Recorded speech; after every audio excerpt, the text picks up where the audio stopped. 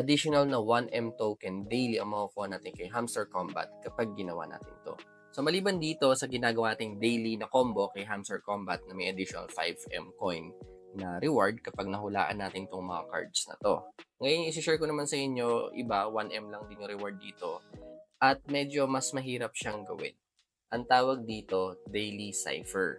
So kapag dito kayo sa pinaka-homepage kung saan tayo nagtatap-tap, ayan, itong earn per tap, itap niya yan ng 3 beses.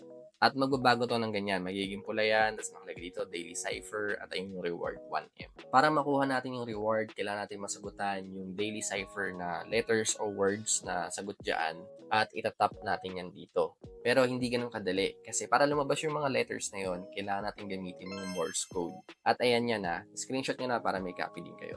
Medyo mahirap siyang gawin kasi pag nagkamali ka, hindi lalabas yung letter and then babalik ka ulit sa simula. Kaya dun sa tanong kanina,